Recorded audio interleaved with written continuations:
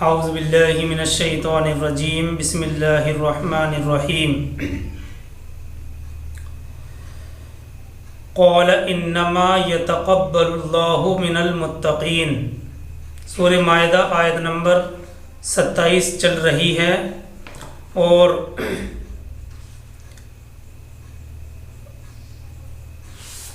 حابیل اور قابیل کا قصہ چل رہا ہے۔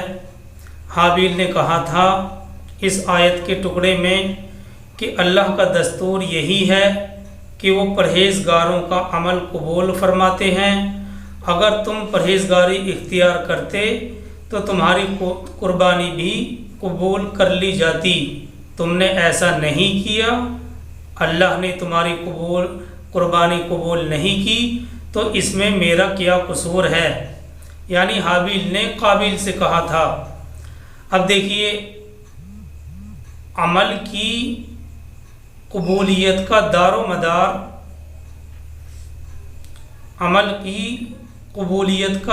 مدار اخلاص اور تقوی پر ہے، کیونکہ آیت میں وضاحت ہے انما یتقبل اللہ من المتقین۔ یہاں حابیل اور قابیل کی گفتگو میں ایک ایسا جملہ آیا ہے جو ایک اہم اصول کی حیثیت بھی رکھتا ہے کہ اعمال اور عبادتوں کی قبولیت کا دار و مدار تقوی اور اخلاص پر ہے، اور تقوی کی وضاحت کئی بار آ چکی ہے۔ اس آیت میں صرف اتنا سمجھنا ہے کہ جس میں تقوی نہیں ہے، جس شخص کے اندر تقوی نہیں ہے، اس کا عمل مقبول نہیں۔ اسی وجہ سے علماء اور فقہا کہتے ہیں کہ یہ آیت عبادت گزاروں اور عمل کرنے والوں کے لیے بڑی اہم ہے۔ اعمال اور عبادتوں کی قبولیت کا دار و مدار تقوی اور اخلاص پر ہے، اگر تقوی اور اخلاص نہیں ہے اس کا عمل مقبول نہیں ہے۔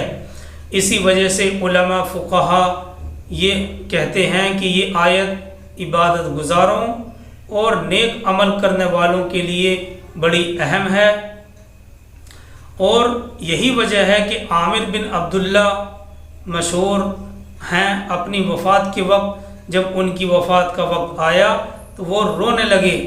لوگوں نے عرض کیا آپ تو ساری عمر اعمال صالحہ اور عبادت میں مشغول رہے، پھر رونے کی کیا وجہ ہے؟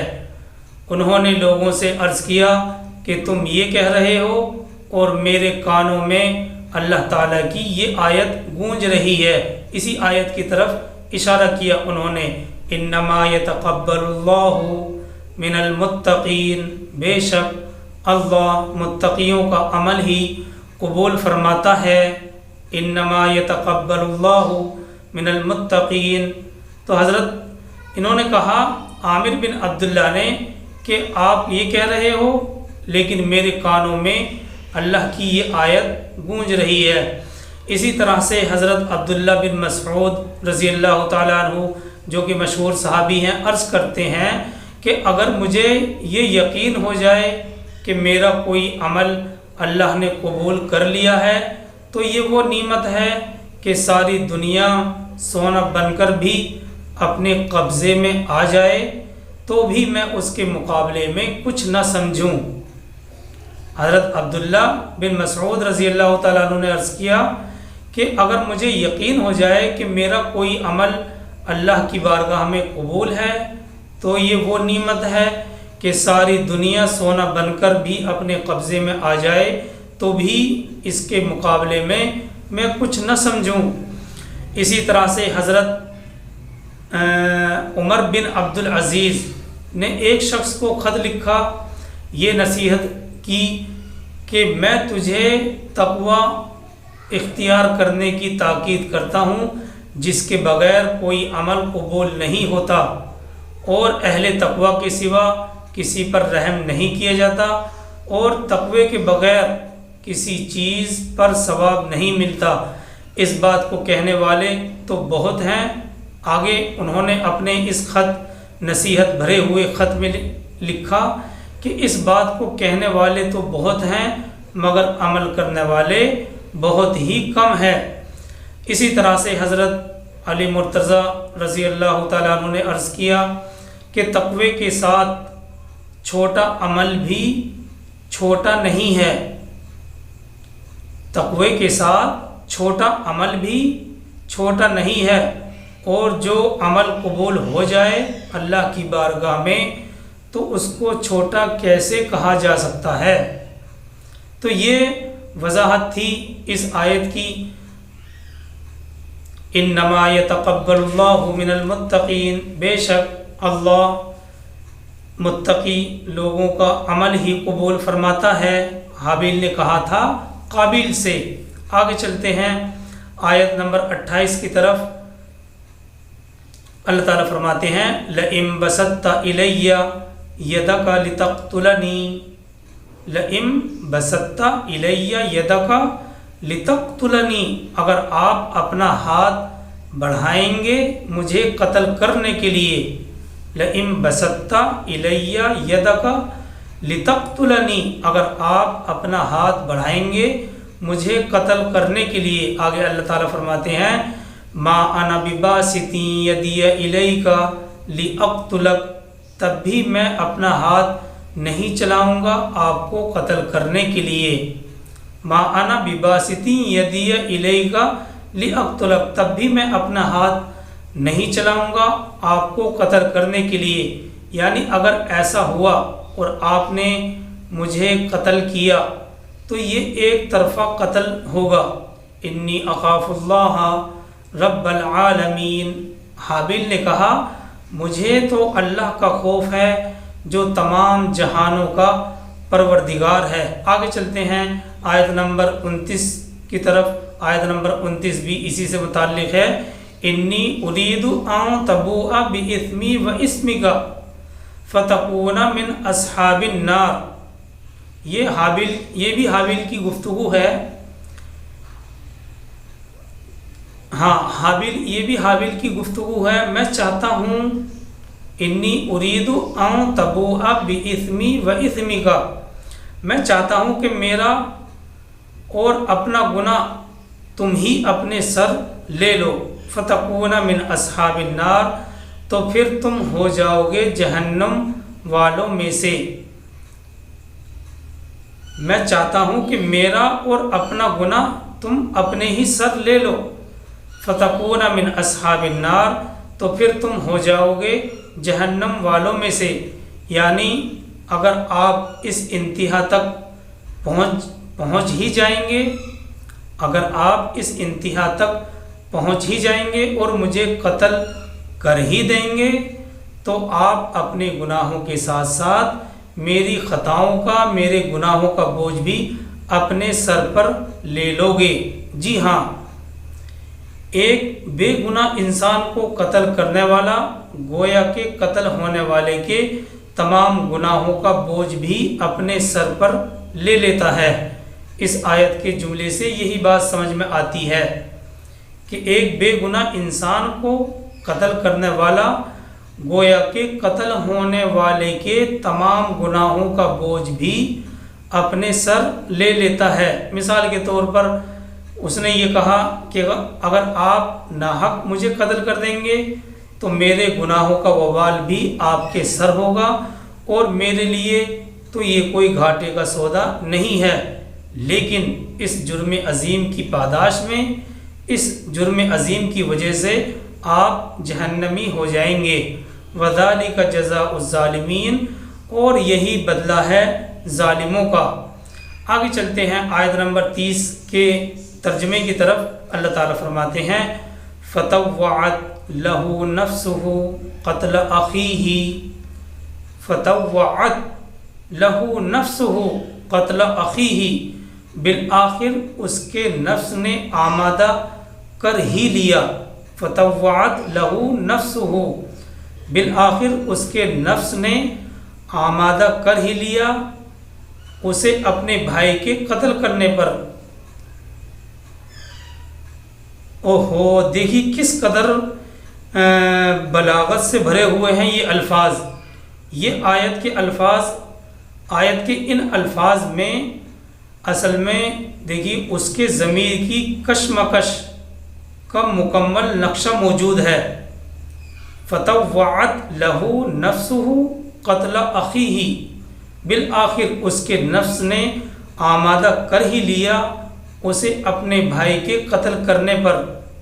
کس قدر بلاغت سے بھرے ہوئے ہیں یہ الفاظ آیت کے ان الفاظ میں اس کے ضمیر کی کشمکش کا مکمل نقشہ موجود ہے۔ مطلب یہ ہے کہ ایک طرف اللہ کا خوف، نیکی کا جذبہ، خون کا رشتہ، اور دوسری طرف کیا ہے؟ شیطانی ترغیب، حسد کی آگ اور نفسانی خواہشات کی اکساہٹ۔ نفسانی خواہشات نے اس کو اکسا دیا تھا، نفسانی خواہشات کی اکساہٹ، اور بالآخر اس اندرونی کشمکش جو اس کے ضمیر میں ہو رہی تھی، اس میں اس کا نفس ہی جیت گیا، اس نے اپنے نفس پر ہی عمل کیا، اس کا نفس ہی جیت گیا۔ فقتلہ فاصبح من الخاسرین، تو اس نے اس کو قتل کر دیا۔ لفظی ترجمہ نہ تو حابیل کا نام لیا گیا قرآن نے، نہ ہی قابیل کا۔ فقتلہ فاصبح من الخاسرین، تو اس نے اسے قتل کر دیا، یعنی قابیل نے حابیل کو قتل کر دیا اور ہو گیا فاصبح من الخاسرین، اور ہو گیا وہ تباہ ہونے والوں میں سے، خاسرین میں سے، نقصان اٹھانے والوں میں سے، کچھ بھی ترجمہ کر سکتے ہیں، اور ہو گیا وہ خاسرین میں سے، تباہ ہو جانے والوں میں سے۔ اگلی آیت 31 ہے، اللہ تعالیٰ فرماتے ہیں فَبَعَثَ اللَّهُ غُرَابًا يَبْحَثُ فِي الْأَرْضِ لِيُرِيَهُ كَيْفَ يُوَارِي سَوْءَةَ أَخِيهِ۔ اللہ تعالیٰ فرماتے ہیں، اگلی آیت 31 ہے، فَبَعَثَ اللَّهُ غُرَابًا يَبْحَثُ فِي الْأَرْضِ، تو اللہ نے ایک کوا بھیجا جو زمین کریدنے لگا۔ فَبَعَثَ اللَّهُ غُرَابًا يَبْحَثُ فِي الْأَرْضِ، يَبْحَثُ فِي الْأَرْضِ، جو زمین کریدنے لگا۔ دیکھیے یہ پہلا انسانی خون تھا جو نسل آدم میں ہوا۔ قابیل نے حابیل کو قتل تو کر دیا، لیکن اب اس کی سمجھ میں یہ نہیں آ رہا تھا کہ لاش کو ٹھکانے کیسے لگائے۔ اس کی یہ بات سمجھ میں نہیں آ رہی تھی کہ اس لاش کو ٹھکانے کیسے لگایا جا سکے، تو اللہ تعالیٰ نے ایک کوے کو بھیج دیا جو اس کے سامنے اپنی چونچ سے زمین کریدنے لگا۔ لِيُرِيَهُ كَيْفَ يُوَارِي سَوْءَةَ أَخِيهِ کے الفاظ ہیں، اللہ تعالیٰ فرماتے ہیں لِيُرِيَهُ كَيْفَ يُوَارِي سَوْءَةَ أَخِيهِ، تاکہ اللہ اسے دکھا دے کہ اپنے بھائی کی لاش کو کیسے چھپائے۔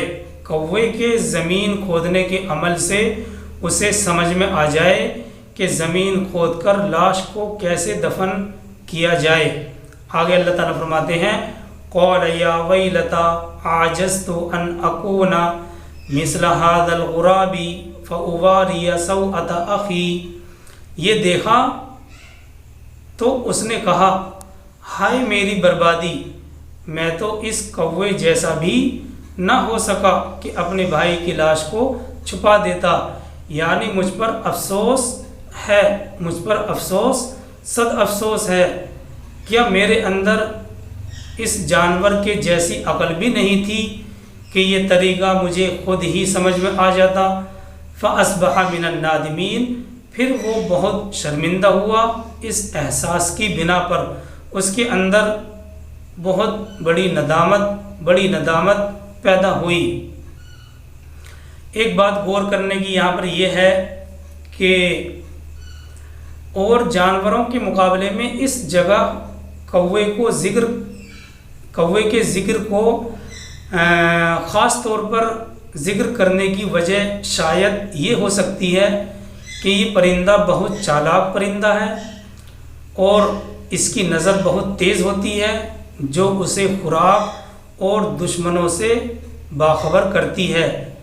یہ پرندہ خاص طور سے انسانوں سے بڑا محتاط رہتا ہے، یہ پرندہ انسانوں سے خاص طور پر محتاط رہتا ہے اور خطرے کی صورت میں جب خطرہ لاحق ہوتا ہے تو شور مچا کر گویا کہ آسمان سر پر اٹھا لیتا ہے اور اپنے دوسرے ساتھیوں کو بھی بلا لیتا ہے جو حفاظت کے لیے ادھر ادھر چکر لگاتے رہتے ہیں۔ یہ پرندہ اپنے بچوں اور انڈوں کی حفاظت کرتا ہے اور بڑی حفاظت کرتا ہے۔ اگر کہیں سے کسی دشمن یعنی چیل وغیرہ نظر آ جائے تو یہ فوراً اس پر جھپٹ پڑتا ہے اور اپنے ساتھیوں کو بھی بلا لیتا ہے اور بالآخر یہ اسے وہاں سے بھاگنے پر مجبور کر دیتے ہیں۔ تفسیر عثمانی نے اس جگہ یہ بات نقل کی ہے کہ جانوروں میں کوے کی یہ خاصیت ہے کہ اپنے ہم جنس کی لاش کو کھلا چھوڑ دینے پر یہ پرندہ بہت شور مچاتا ہے۔ واللہ عالم۔ بہرحال یہ وضاحت تھی۔ تو اللہ تبارک و تعالیٰ نے زمین میں اس جانور کو، اس پرندے کو بھیجا جو زمین کو اس کے سامنے کریدنے لگا، لیُریَہُ کیف یواری سوءۃ اخیہ، تاکہ اللہ اسے دکھا دے کہ وہ اپنے بھائی کی لاش کو کیسے چھپائے۔ آگے اللہ تعالیٰ فرماتے ہیں آیت نمبر 32 میں، من اجل ذالک کتبنا علی بنی اسرائیل، اسی وجہ سے ہم نے بنی اسرائیل پر توریت میں یہ بات لکھ دی تھی۔ من اجل ذالک کتبنا علی بنی اسرائیل، اسی وجہ سے ہم نے بنی اسرائیل پر توریت میں یہ بات لکھ دی تھی۔ من اجل ذالک یہ ایک جامع جملہ ہے، اس جملے کا پچھلی آیت سے بھی تعلق ہو سکتا ہے اور اس آیت کے ساتھ بھی، یہ دونوں طرح سے معنی دار بن سکتا ہے۔ آگے اللہ تعالیٰ فرماتے ہیں انہ من قتل نفسا بغیر نفس، جس نے کسی انسان کو قتل کیا بغیر کسی قتل کے قصاص کے، بغیر کسی قتل کے قصاص کے، یعنی اگر کسی نے قتل کیا ہے اور وہ اس کے قصاص میں قتل کیا جائے تو اس شریعت کی نگاہ میں یہ ناحق قتل نہیں ہے۔ اسی طرح سے او فساد فی الارض، یا بغیر زمین میں فساد پھیلائے، اگر کوئی شخص، کوئی آدمی ملک میں فساد پھیلائے، فساد پھیلانے کا مجرم ہے اور حکومت اس کے اس جرم کی سزا کے طور پر اسے قتل کر دے تو اس کا قتل بھی ناحق قتل نہیں ہے۔ لیکن ان دونوں صورتوں کے علاوہ اگر کسی نے بے قصور انسان کا قتل کر دیا فَكَأَنَّمَا قَتَلَ النَّاسَ جَمِيعًا، تو گویا کہ اس نے تمام انسانوں کو قتل کر دیا، یعنی اس کا یہ فعل، اس کا یہ کام ایسا ہے جیسے اس نے پوری انسانیت کو قتل کر دیا ہو، کیونکہ اس نے ناحق قتل کر کے تمدن اور معاشرت کی گویا کہ جڑ ہی کاٹ دی ہے۔ اس لیے اللہ تعالیٰ فرماتے ہیں انہ من قتل نفسا بغیر نفس، جس نے کسی انسان کو قتل کیا بغیر کسی قتل کے قصاص کے، او فساد فی الارض، یا زمین میں فساد پھیلائے بغیر، یا بغیر زمین میں فساد پھیلائے۔ اگر کوئی شخص ملک میں فساد پھیلانے کا مجرم ہے اور حکومت اس جرم کی سزا کے طور پر اسے قتل کر دے تو یہ ناحق قتل نہیں سمجھا جائے گا۔ لیکن ان صورتوں کے علاوہ اگر کسی بے قصور انسان کا قتل کر دیا تو اس کے بارے میں اللہ تعالیٰ فرماتے ہیں فَكَأَنَّمَا قَتَلَ النَّاسَ جَمِيعًا، تو گویا کہ اس نے تمام انسانوں کو قتل کر دیا، یعنی اس کا یہ فعل ایسا ہے جیسے اس نے پوری انسانیت کو قتل کر دیا ہو، کیونکہ اس نے ناحق قتل کر کے تمدن، معاشرت کی گویا کہ جڑ ہی کاٹ دی ہے۔ آگے اللہ تعالیٰ فرماتے ہیں وَمَنْ أَحْيَاهَا فَكَأَنَّمَا أَحْيَا النَّاسَ جَمِيعًا، اور جس نے ومن احیاہا، اور جس شخص نے کسی انسان کی زندگی، کسی انسان کی جان بچائی، ومن احیاہا फ़कअन्नमा अहिया अन्नास जमीआ, और वो शख्स जिसने किसी इंसान की जान बचाई तो गोया कि उसने पूरी इंसानियत को ज़िंदा कर दिया।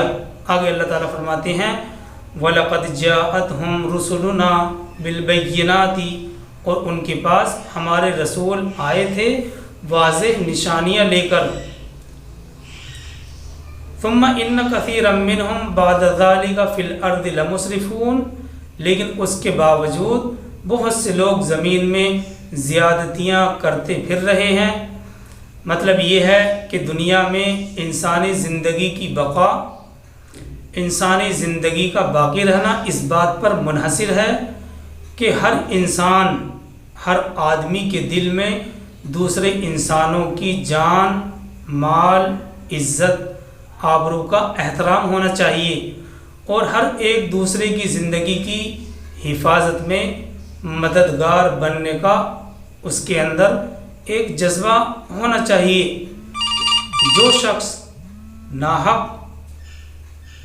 जो शख्स नाहक किसी की जान ले लेता है वो सिर्फ एक ही इंसान पर जुल्म नहीं करता, बल्कि अपने अमल से वो ये साबित करता है कि उसका दिल इंसानी एहतराम से खाली है, इसलिए वो पूरी इंसानियत का दुश्मन है। और इसके बरअक्स वो शख्स जो इंसानी ज़िंदगी के क़याम में मदद करता है वो हकीकत में इंसानियत का हामी और मददगार है, क्योंकि इसमें वो सिफ़त पाई जाती है, इस इंसान में वो सिफ़त पाई जाती है जो इंसानियत के बाकी रहने के लिए ज़रूरी है। तो ये सब वजाहत थी जो इन आयतों से समझ में आती है। अल्लाह ताला हम सबको अमल करने की तौफ़ीक़ अता फ़रमाए। सुब्हानल्लाहि व बिहम्दिही, सुब्हानकल्लाहुम्मा व बिहम्दिका, व नशहदु अन ला इलाहा इल्ला अंता व नस्तग़फिरुका व नतूबु इलैक। सुब्हान रब्बिका रब्बिल इज़्ज़ति अम्मा यसिफ़ून व सलामुन अलल मुरसलीन वल्हम्दुलिल्लाहि रब्बिल आलमीन।